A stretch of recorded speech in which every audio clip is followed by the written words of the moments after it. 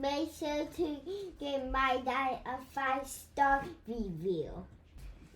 Make sure to like and subscribe to his YouTube. Thank you for listening and enjoy the show. But in times of trouble, social change, when things seem difficult, maybe economically difficult, throughout history, people have often increased in nationalism when those conditions are present.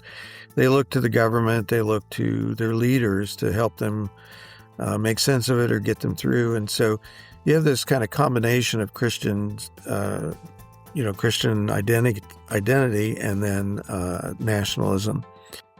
Hey, welcome back, Faithful Politics listeners and watchers. I'm your political host, Will Wright, and I'm joined by your faithful host, Pastor Josh Bertram. What's going on, Josh? Hey, what's going on, Will?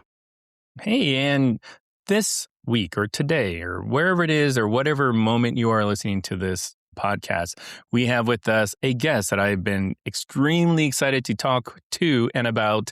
His name is Warren Throckmorton. He's an author, speaker, and a former psychology professor who spent decades teaching at a Christian college, and his work sits right at the intersection of psychology, history, and religion, with a particular focus on how historical narratives shape belief and identity.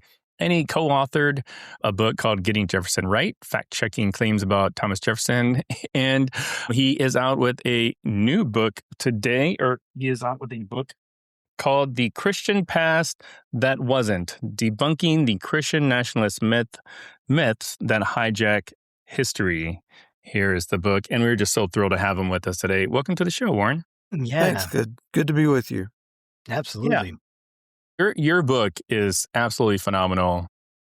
I loved it. I've actually read it twice, and it's highlighted and all kinds of. It looks like Super.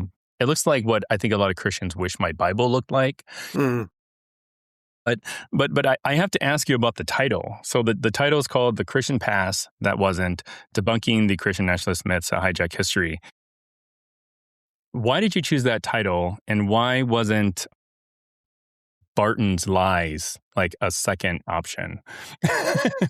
Well, he's not alone, in telling those stories. And so I didn't want to focus on him or anyone in particular. I really wanted to focus on the stories and, as you said there, the title of the book, The Christian Past That Wasn't. And that's because the whoever it is that's telling the stories, they're talking about a Christian past that when you now analyze it, when you look into the facts of the case and you look at the primary sources, you find out that the stories just aren't representing what actually happened. And so it's a Christian story they're telling, but it wasn't the way that they say it was. So there's a Christian past that wasn't. I also talk in the book about a Christian past that was, and I'm sure we'll get into that as we talk about the book. But there are a number of stories that are told to try to prop up the idea that America was founded as a explicitly and deliberately Christian nation. Some of those stories are completely false. Some are exaggerated. Some are embellished. And that's what one of the things that the book does. The book does many things, but it takes a look at some of those stories and tries to shine the light of primary sources on them so that we can really find out what happened. Yeah, and I enjoyed going through the book. I enjoyed looking at the myths that we've seen. Right, you label them myths, and then you debunk these myths kind of systematically, and I think fairly thoroughly, I would say, through the book. And I think anyone should read that before making a judgment. If someone's listening here, and my MAGA friends, I love you. My Christian nationalist friends, I love you, and I do encourage you to read this book, though, and understand we need to be grounded in reality, truth, and fact, not in just what we want to be real and what we want to be truth and what we want to be fact, or how we want things to conveniently fit into our worldview. Wouldn't we all just love if everything, all the data fit into our worldview so nicely and neatly, that would just make everything so easy. But I think that when I'm looking at this book, you talk about these myths, and I'd love for you to kind of go through the myths. You can mention just a few, but how did you determine and figure out which ones that you really wanted to tackle? And then kind of just maybe you could explain maybe one or two of, and give us just a taste before we go into depth later on in the conversation. Sure. Of why they are myths, and why indeed they are myths.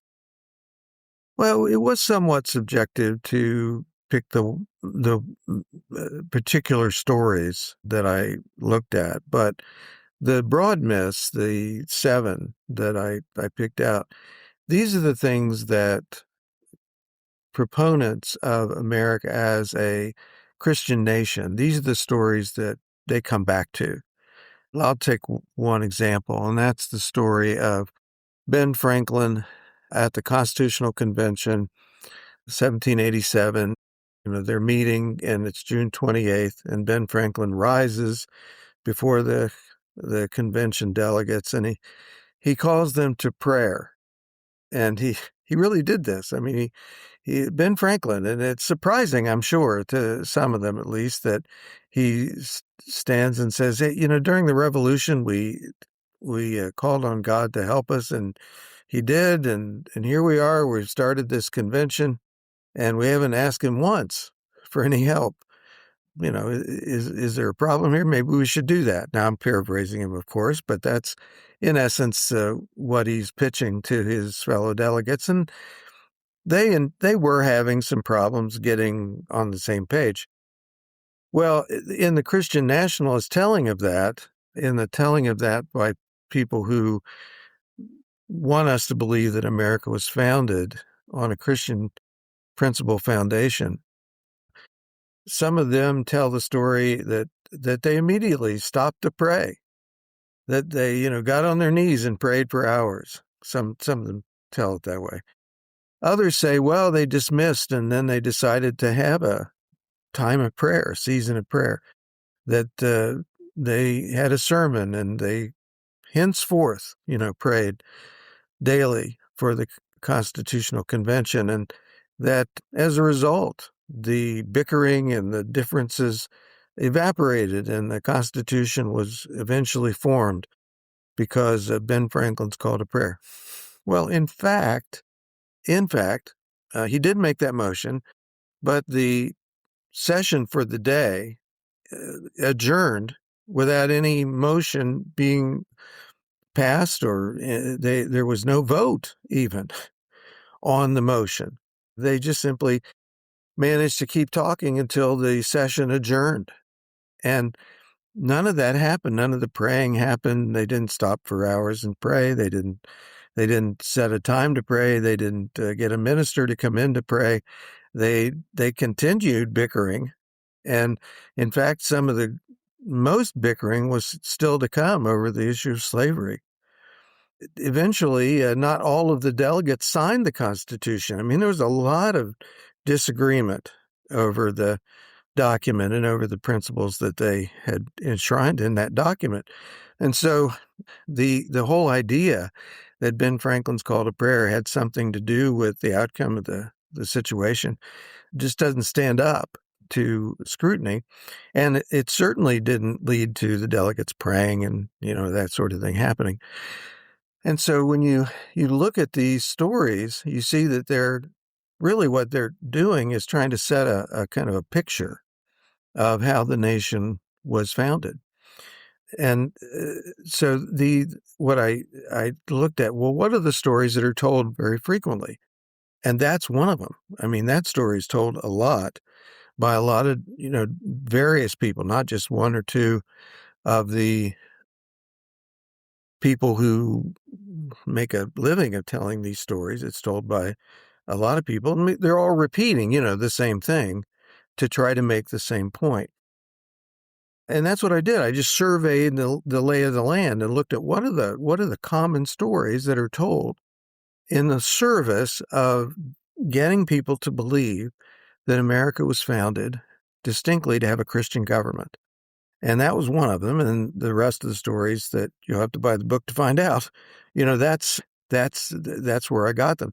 Now, I started, one of the ways I arranged the book was to try to kind of go from the beginning of colonization on up through more up to the present. And so I started with this idea that America is a covenant nation with God, that the Puritans and the Pilgrims and all the way back to Columbus, that there was a covenant with God, and that's what America is just like Israel is a covenant nation with God. And then, debunk the historical claims surrounding that. And so then I moved to the idea of the colonial governments, were Christian governments, and that the founders were all Christian. And so I just kind of move up through history to show that there were always this push and pressure to see America as founded as a Christian nation. I really love that, and I think the myths that you chose are accurate because, number one, after reading your book, and actually as we were talking right before we recorded, I had just recently finished John Fia's book about was America founded as a Christian nation, and in both of your books, you both reference a gentleman by the name of Barton, the guy who I made the really terrible joke about earlier on, and I didn't really know much about him. I mean, if I'm just being completely honest, I've Sure. sort of heard his name kind of on the peripheral, whatever. We've had guests talk about him. I've never read any books really about him or about sort of like, the things he's known for. So, when I read your books, it got me intrigued. So I watched a bunch of his YouTube videos. I went to his website. I think the one yes, the one YouTube video I watched of his, it was like 45 minutes long. I think it was God and the Constitution, and it was almost like I had inoculated myself first before I watched it because I watched it with a completely different lens. And one of the things I loved about John Fia's book is he kind of gets into sort of like the historical method and stuff, which is still far beyond me, but like. I do appreciate process. And in your book, you made a statement, and I'm just going to read it here. It says, referring to sort of the public writings at the time of the Constitutional Convention, you said, if you supported the Constitution and wrote about it between 1787 and 1788, you didn't cite the Bible in favor of your position. Those who opposed the Constitution cited the Bible, although infrequently. And it just seems like such a grand statement to make. So I'd love for you just to kind of just help us understand, like, how can you make a statement like that? Oh, okay. and know that it's true. Well, there was a study conducted by a political scientist who looked at the citations concerning the support for the Constitution during that period of time. He had started by looking at the citations of political writings. Now, I think he started at maybe 1750 and moved up to early 1800s. And he found that the Bible was referred to a good bit by political writers during the time in the Constitution. But nobody really knows who read those writings, and it's not sure that the founders or framers of the Constitution read them. We don't know for sure what all influenced them or read them. What we do know is what they said during the convention. And before I answer your question, I'll say this, or as part of answering your question, I'll say this, that when you read the minutes, what they said and what they debated in the Constitutional Convention, you don't read much Bible. In fact, Ben Franklin was the main citer of the Bible, and he only did it 2 or 3 times. There was that call to prayer, and then there's a couple other times when he made a gesture at a Bible verse. But in contrast to the claims of Christian nationalists who say that the Constitution was based on the Bible and were always referring to the Bible in their deliberations, they didn't. They just simply didn't.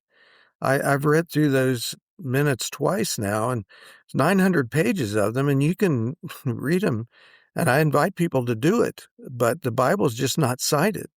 Christianity's not cited. The delegates didn't refer to religion.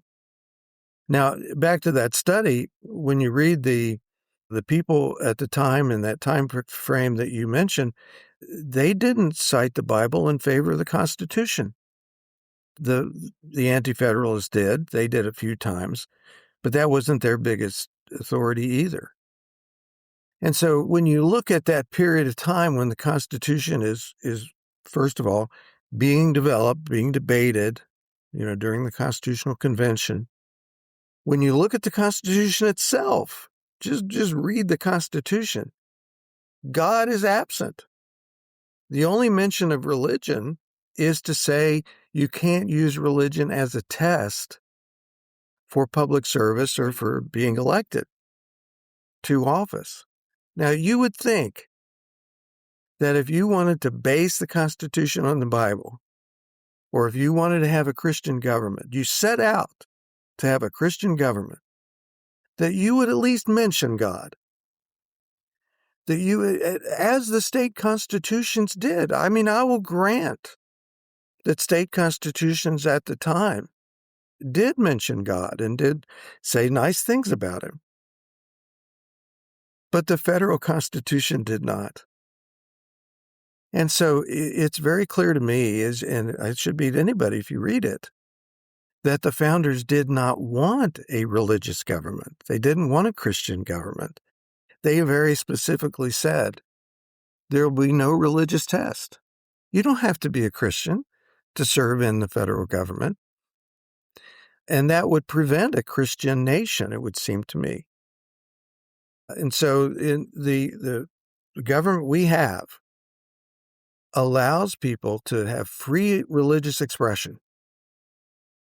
It's not that we have a secular public square necessarily or a secular society, but we do have a secular government. We have a government that basically says to everybody, religious and no religious or non-religious, this government's for you. It doesn't exclude anybody. This is for everybody. But if you're religious, you're free to express yourself. That freedom of conscience is yours. Yeah, and I definitely think, like, as I was going through your material, like the realization that we had basically two choices, and I would love to kind of like I'm going to give a little bit of context of what I was looking at and then ask you a question about myth one, because I really want to talk about some covenant events that people mention or think about. And then like this idea of the covenant and that, we have like America is this, promised land essentially for Protestants. And so I'd love to dig into that a little bit, but looking at the different, like even the difference between Winthrop and Williams, Roger Williams, and then forgetting the first Winthrop, this first name, John Winthrop. John Winthrop, and essentially this almost legalistic, very legalistic, not almost legalistic, right? Like the very definition, right? Legalistic par excellence of basically whipping, mutilating, even executing people that didn't follow, Puritan law or how they interpreted the Bible. And then you have Roger Williams, who's basically so we have Massachusetts with Winthrop and then Rhode Island with Williams. And Williams is like, hey, we wanted just people to have religious freedom, even though he was a religious person himself, right? And definitely disagreed, I hear vehemently, with certain theologies, but never would have someone, right, executed or imprisoned or anything like that, right? So you have the idea, right, of libertarian versus authoritarian and left and right. And I always see the issue is not left, right, if that's even a thing. And we've talked about that extensively on this program, but it's authoritarian versus libertarian. But I'd love to hear, you can comment on that if you want, but I'd love to hear about this myth one, because we seem to have chosen the Williams route of religious freedom. That's kind of part of your argument, that we've chosen that. And yet it seems like right now we have some loud voices, influential voices that want to bring us back to the Winthrop route. And I would love, or the Winthrop vision maybe is a better way to put it. And I would love for you to talk about this idea of the covenants and that this is the promised land and why that's not true. Jamestown, the city on a hill, all that stuff. Why is that? Why are we not to take that as a Christian nation kind of understanding? Right. That was one of my favorite parts of the book to write about.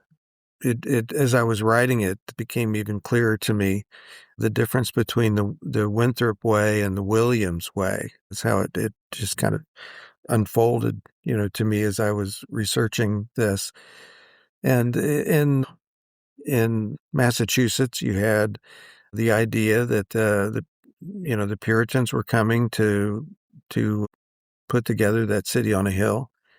They felt that they could merge the civic with the religious, and that if you didn't match up with their idea of orthodoxy, they would suppress the dissent. And it wasn't, of course, just Williams. It was Anne Hutchinson. Eventually, it was the Quakers, and there were 4 Quakers killed, until the King of England said, "Stop hanging Quakers." And that's what put it into it. That's not great for tourism, right? And getting people to go. Yes, come see lovely Massachusetts, which of course wasn't very lovely. I mean, these were hardy people. Right. Coming from England to, the first year, 200 or so died. I mean, it was a mess. But then, Williams was among the first that was banished, and he set out in the snow. It's kind of an irony that Winthrop warned Williams that the authorities, and Underhill, I think was his name, was coming to get him, put him on a boat back to England. Because Winthrop kind of liked Williams a little bit, admired him somewhat, or no? It's hard to tell if he liked him or if he just wanted him in Rhode Island to deal with the Indians, because Winthrop, or rather Williams, was a genius. I mean, he learned the language of the indigenous people very quickly, and he gained their trust because he respected them. He wrote about them in, I think, very straightforward ways. He said that they're just as intelligent as the English. The English are just as much, they're just as much in God's image as the English are. We shouldn't be taking their land. I mean, he had a lot to say about that, and they trusted him.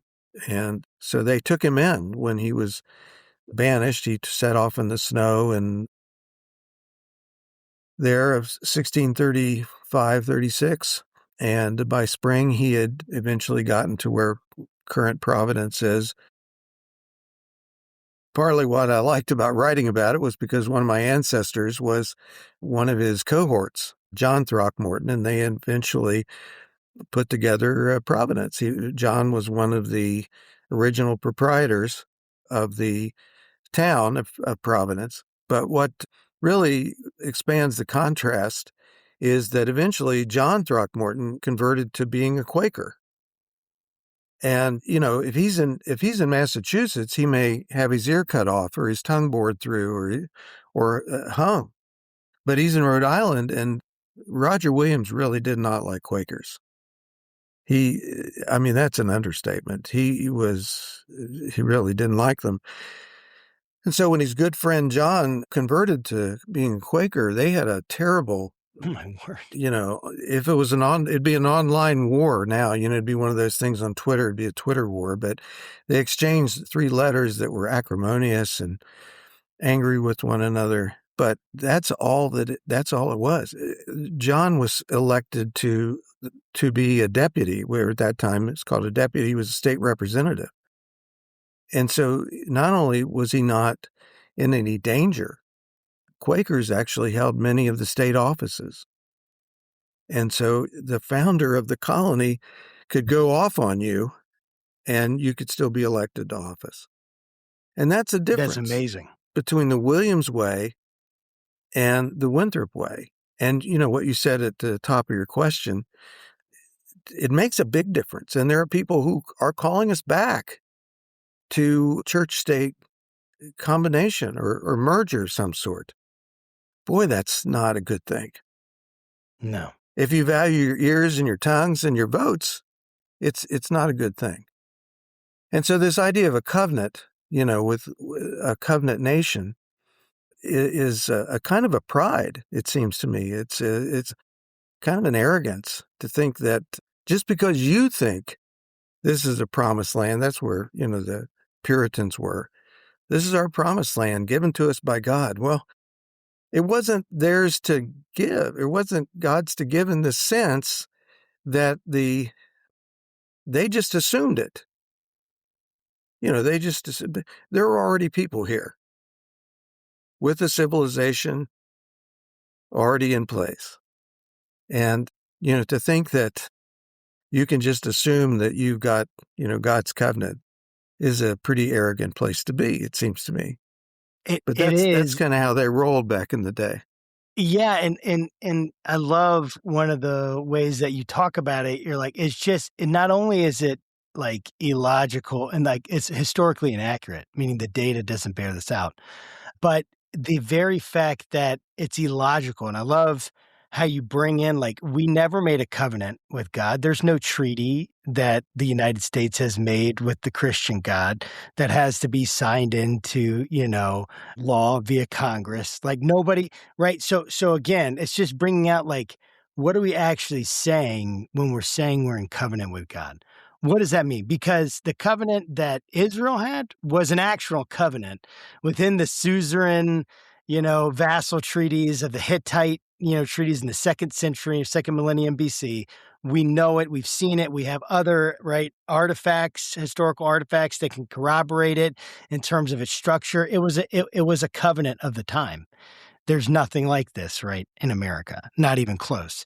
And so, but people don't think in those terms. They think covenant, and it's like a slippery term, or maybe it's a term that's so unknown that you can just put the definition in there for people, and they just, oh yeah, that sounds right.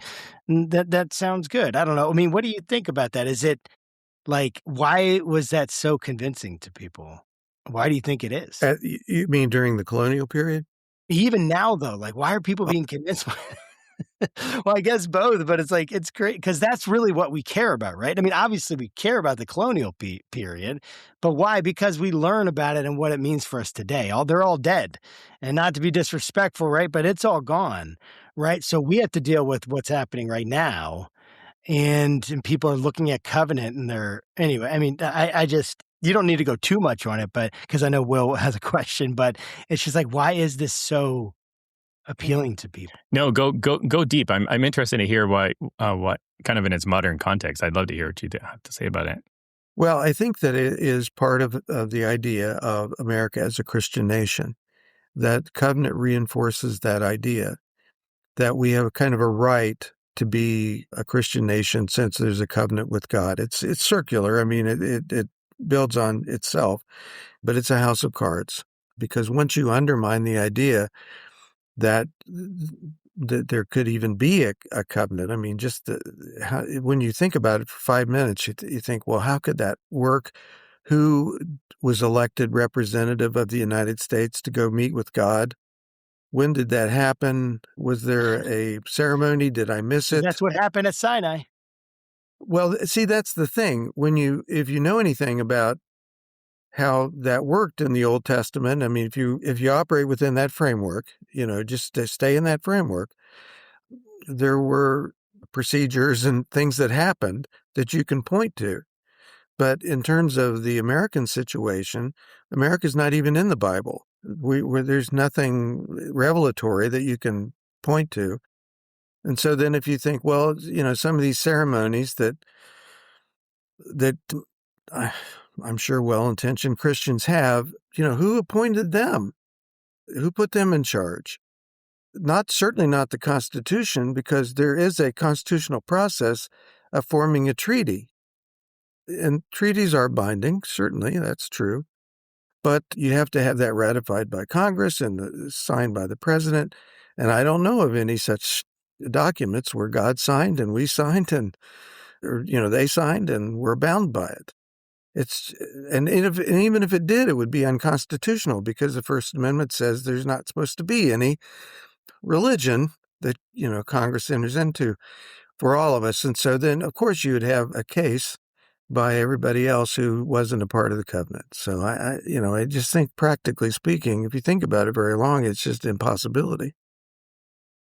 It absolutely is. Yeah. And so you wrote in your book, many Christian leaders have discovered that the Christian nation narrative is so powerful that they promote it even though they have reasonable doubt about its accuracy.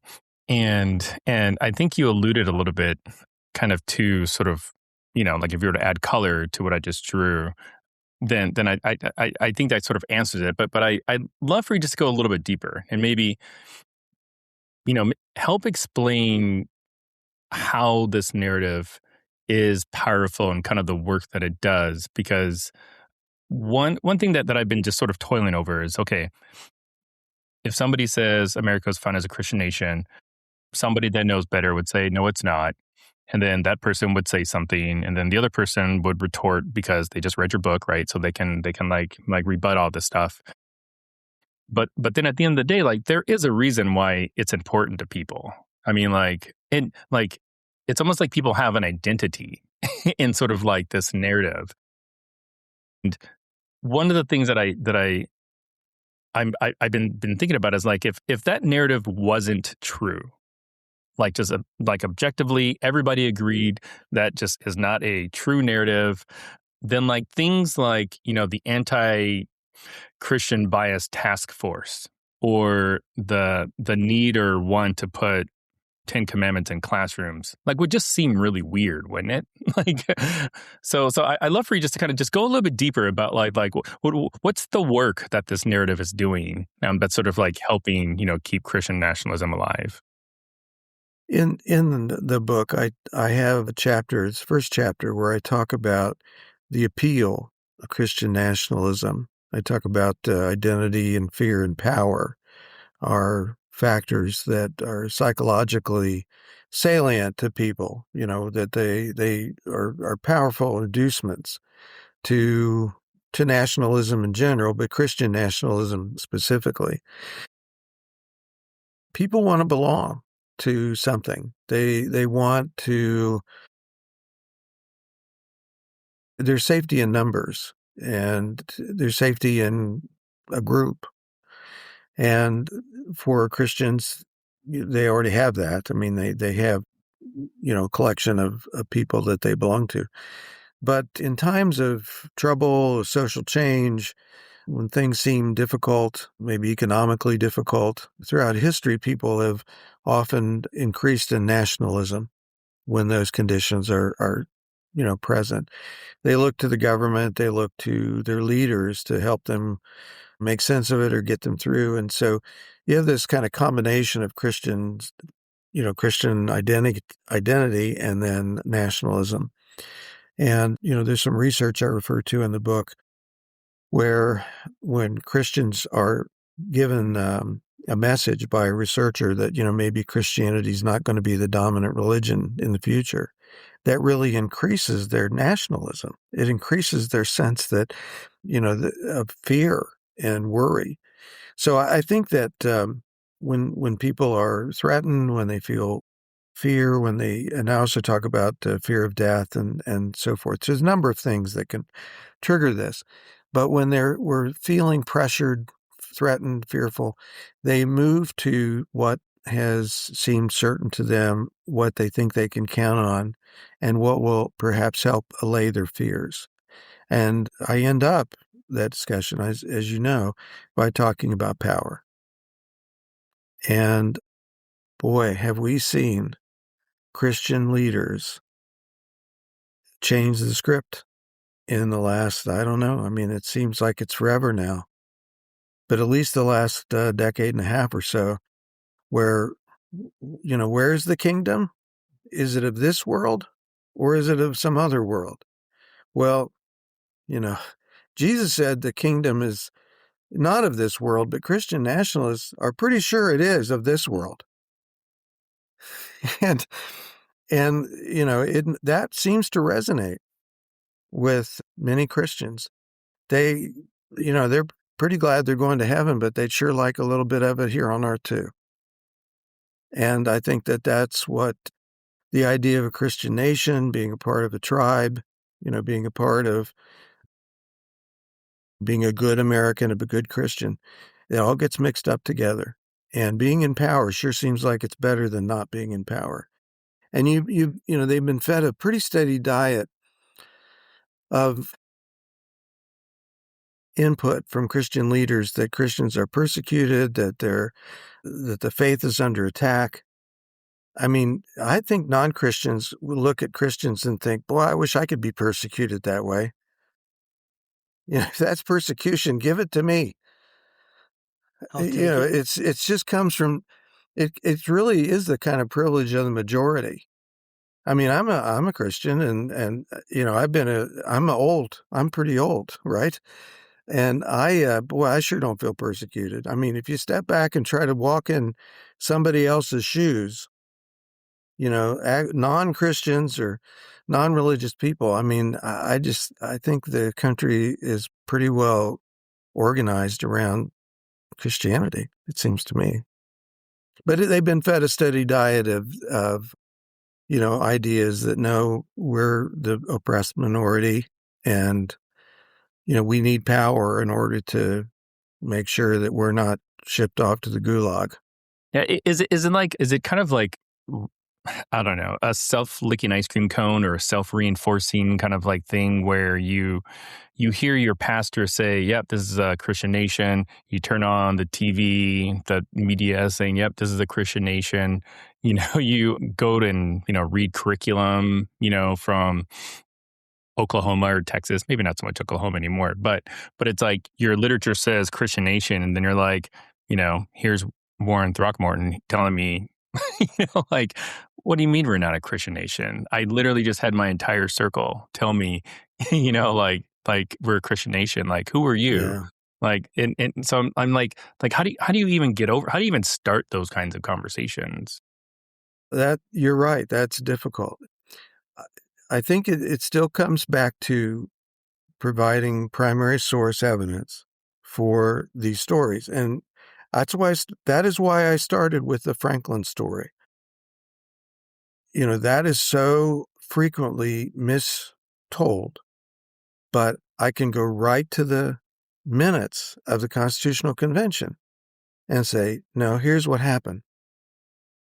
And so if you can find one thing that you can say, no, here's the truth, here's what happened, then you might be able to catch somebody willing to listen to, well, what about the rest of it?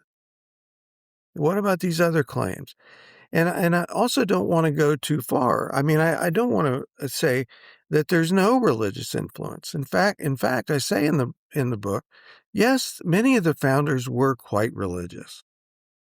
They were quite orthodox. Now, not all of them were. You look at Jefferson, and he was a Unitarian-oriented person. He said he was a sect of one as far as he knew.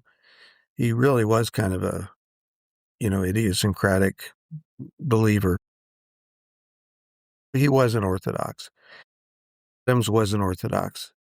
But anyway, these were religious people for the most part.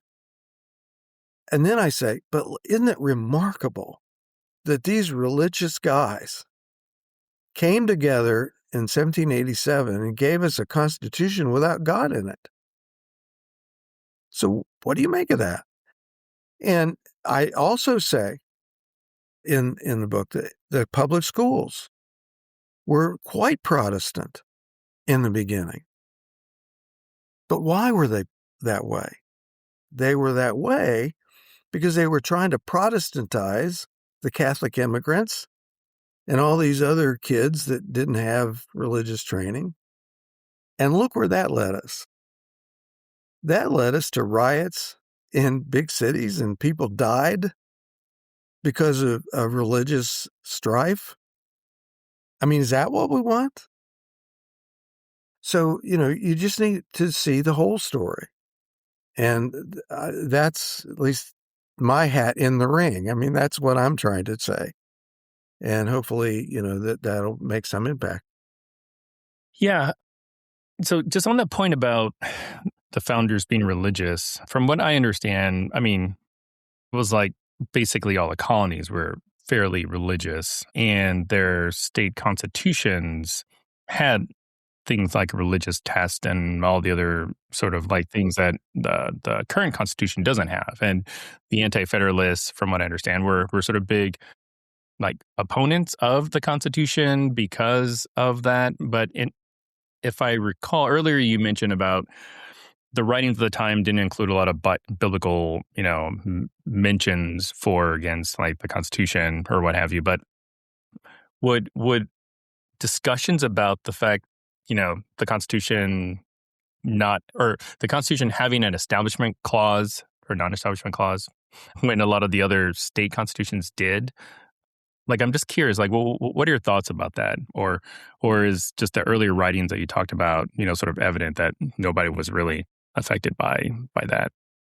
Well, remember that the colonies were British colonies, and there was a state church in Britain. And so it makes sense that the colonies were modeling themselves in large measure after Britain. Rhode Island was an exception, and it was really amazing that Roger Williams was able to go back to England and get a charter that didn't require affiliation with the Church of England. In fact, it was called a lively experiment charter.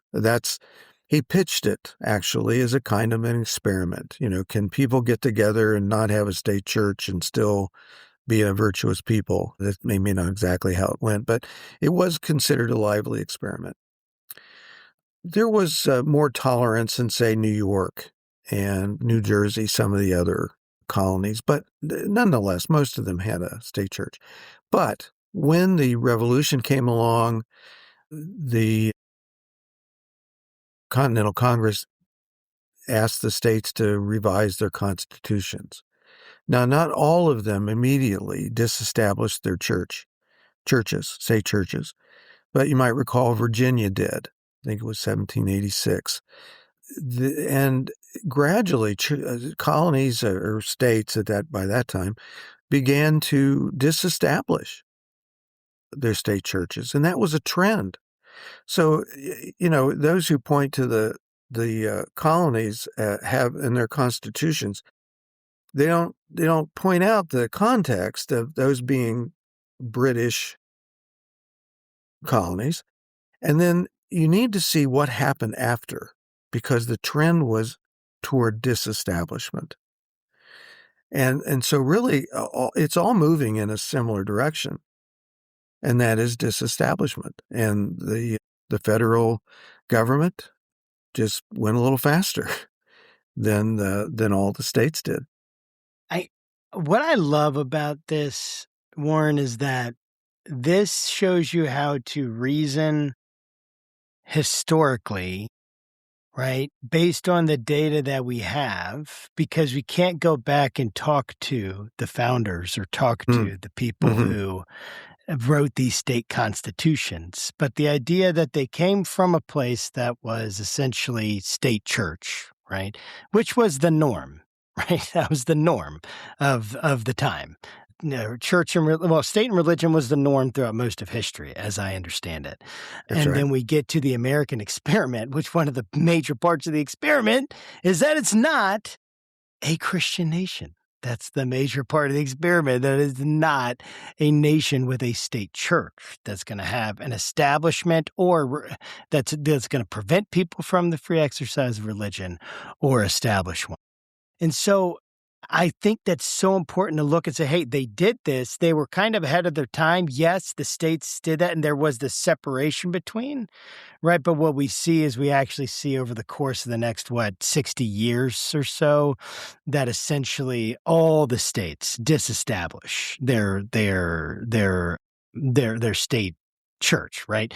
I mean, obviously no state has a state church. And so that was either they did that by vote and disestablishment, or somehow it became unconstitutional, right? And so with this, it's like, I think that's so important to look at the historical reasoning that's there. And I would love to, though, like you can comment on that, but I would love to shift to thinking about this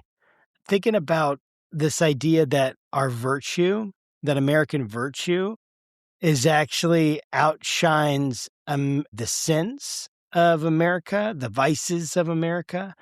Most, I guess, indigenous people, essentially genocidal acts and acts of violence, coercion towards and stealing essentially the land or taking of their land, because they had a different system of understanding that from the Native Americans, right? That they did that, and there's all sorts of intrigue and horrible things that happen in there, and then slavery, of course. And I would just love for you to kind of talk about the thing that comes out there about the myth that you call out about, hey, our virtue, at least we're a virtuous country.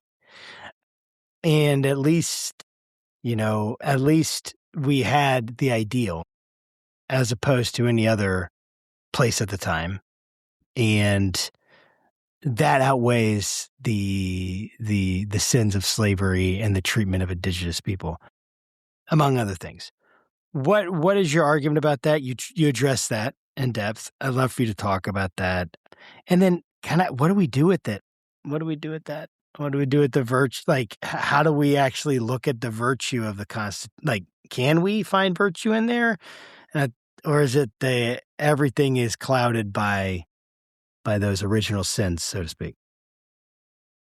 Yeah, I think that's one of the hardest aspects to look at, really, is the myth that you're referring to is that how I frame it is America's virtues outweigh America's sins or justify America's sins. And in that section, I talk about self-fulfilling or self-justifying historians, that we often act that way in our, personal lives. Confirmation bias is a powerful bias. And so one of the things that Christian nationalism does for people is it helps them whitewash the atrocious things about American history. And in that section, I talk about, as you said, the way indigenous people were treated, to the aspect of enslavement and so forth. And that's the Christian past that was. So in the book, I make a big deal about the Christian past that wasn't. But then there's this other side to it, the Christian past that was. And so even ask the question, with all of the murder and mayhem that was justified by the American government, the Christianity was invoked to justify, the Trail of Tears, the Indian removal from the southern states to the western states, all of that, the Grant's peace project or peace proposal, where so many children were taken from tribes, their mothers and fathers, and put in religious boarding schools. And religion was used to justify that. That's the Christian past that was. And so I don't, what I'm saying is that, America has many virtues, but can that justify America's sins? Is America exceptional? Is America a Christian nation because of its virtues? And I say, I don't see how you can say that. I don't see how you can say a Christian nation would behave that way with so many sub-Christian actions and policies in the name of Christ. Christ's name has been taken in vain. Not just slavery even, but Jim Crow, segregation in the name of Jesus. And so with that history, again, how can you say America's a Christian nation? So I disqualify the premise, not just based on the Christian past that wasn't, but also based on the Christian past that was. Now, what I think is where I also go in the book is to say, there's another way forward. We don't have to aspire to be a Christian nation. We just have to aspire to do the right thing. to treat people the way we want to be treated. Let's just start there. Let's just start with trying to do good. And, not worry so much about what you call it or if it's religious, because that's really not something that we aspire to. We have an establishment clause that prevents that. Let's just try to do the right thing. We can all agree on that, I hope. I hope so. One second, Will. Just like I just well, want to obviously say we're really, not. I mean, no, we're but not. I would like to think that those of us like like we three, that's where we would like to agree. We don't have to have the same religion. We don't have to demand a Christian nation. We just have to agree that let's do the best thing for the most people. I think that is a really helpful way of looking at things. I do want to point out, I think it's important, rather. I don't know if love is the right word. I think it's very important that we take this seriously, what you're saying, because to claim that we're a Christian nation and that somehow this Christianity has had a solid linear movement from then to now, and we can claim its heritage and claim its rights and all that stuff, right? And when we find out the things that were done in Christ's name from primary sources, right? If we get that, when we find that out, it's a sobering thing. And I think that we should be very careful about that, about claiming. I don't think that's something, it's not what I want to claim, the enslavement of people, the systematic torture, killing of mass amounts of people, the mayhem, the forced movements, the complete disregard for respect. And I mean, that's not what I want to claim.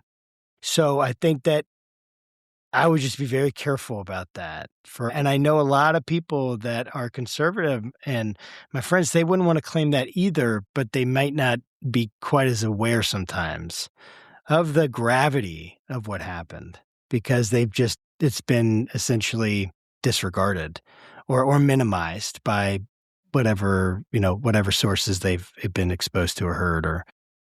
Yeah, that's an assumption, but I just think it's important. Thanks for bringing it up. Yeah. So my last question for you, Warren, it's sort of a two-parter. The first is, what is your biggest concern about the David Barton inspired America Praise 250 coming up here in a few months? And then once you're done scaring us, tell us what are the things that help you sleep good at night? Or what are the things that bring you hope? So, bring us down and then bring us back up if you could. Boy, thanks for saving that to the end. Well, I'm concerned about the undoing the bad history that's being, taught this year. There's a lot of that. Of course, the federal government is right behind it. There's the mischief at the Smithsonian Institute that's taking place, and anywhere that federal government has anything to do with history, there has been a whitewashing and a revision of the past, or an outright removal. You may have seen that story about Philadelphia, where some signs were taken down relating to enslaved people there. And that's just blatant. So there's some undoing that will need to be done. Historians and history writers have a lot of work to do to reach people who have been misinformed and disinformed about their past in American history. And then just whatever that leads to in terms of what I call quasi-establishments of religion, because it all has a purpose. All this misinformation and disinformation has a purpose, and that is to make it more likely that people will accept the supremacy of Christianity, or at least one form of Christianity. And by the way, let me just say, that I've been, talking about Christianity like it's one thing. There are so many traditions within Christianity, and inevitably what Christian nationalism does is it divides the church. You have maybe, in the case of some people you've interviewed, maybe Reformed perspective, and then you've got, Anabaptist or Baptistic background, or you've got backgrounds like Free Church, and, they want to be free of the state. You've got religious minorities who are going to be persecuted by religious majority, but they're supposed to be all Christian. So it divides Christianity. Inevitably in history, whenever you look at a state church, it's one Christian group, persecuting another Christian group. So this doesn't help the church at all achieve any kind of unity. So that is, I think, something that's, if that doesn't bring you down, I don't know what will. But that's something else that I think we really need to recover from, is within the country and within the church, how to, Randall Ballmer said that separation of church and state is America's best idea. We have a long way to go to get that back to where people really understand why that's a good idea and why that's true. So what are the things that give you hope? Well, we've been in places like this before. I mentioned the way that public schools were initially, in a sense, delivery system for, Protestantization of the culture. But, after a while, cooler heads prevailed and Bible was sent out of schools, not in every state. There was a kind of a, many different policies around the country by the 1960s. Some states said, no, we're not going to have any Bible because we don't want any riots. And, and I think that there is hope that people will see that these are not good ideas, that bringing church and state together ultimately harms us. And so we've been there before and we've recovered from it before. So I think that people ultimately, they want the best for their kids. They want the best for each other. And I'm hopeful that we're just going through a period that we can look at history and say, hey, we've done this before. It didn't work. Let's do something else. Let's do what it does work. I love that. And thank you so much, Warren, for coming on the show. Yes, Thanks for having me. Your book, The appreciate Christian Past That Wasn't, Debunking the Christian Nationalist Myths, why do I keep forgetting the S, that hijacked history.